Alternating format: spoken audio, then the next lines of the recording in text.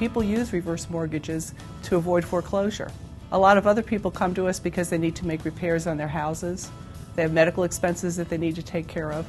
And there's also less serious reasons. Some people are pretty well set financially, and they just want to use their reverse mortgage to travel and enjoy the world. So it's a really diverse need. The qualifications for a reverse mortgage are really simple. You have to be 62 years of age or older.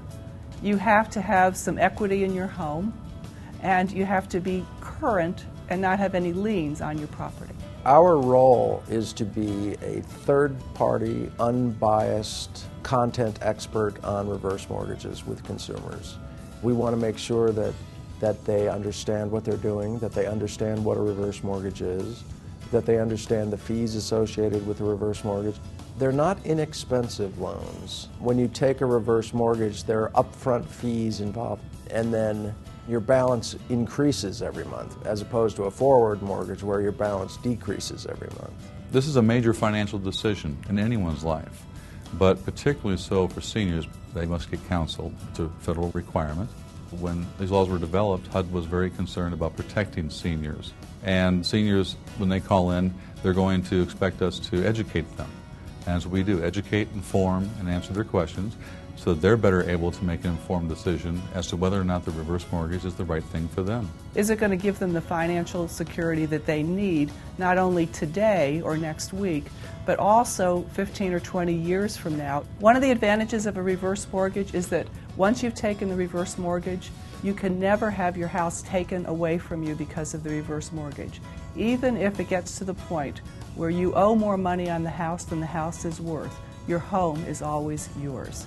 You have a couple of responsibilities. You must continue to pay your property taxes, your homeowner's insurance, and you have to keep it in good repair. But other than that, the house always remains yours. One of the major considerations that some senior citizens have is, how is this going to affect my family?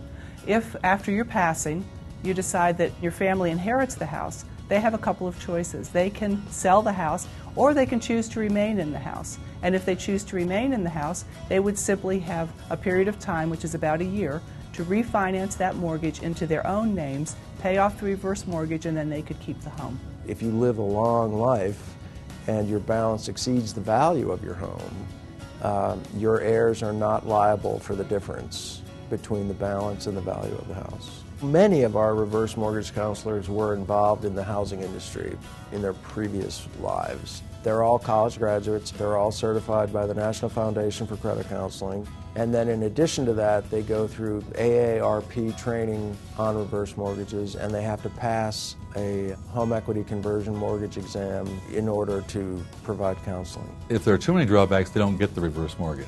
And that's my job, to point out the pros and the cons. And it's their decision to make. And that's very important. I cannot tell you what to do, but they'll ask you 3 questions, and when you answer those questions for yourself, I think you'll know what to do. The first question is, if you didn't get the reverse mortgage, could you afford to stay in the house and maintain your lifestyle? Is there somewhere else you could live? You know, a roommate situation, or an apartment that's less expensive, or a retirement center with people your own age.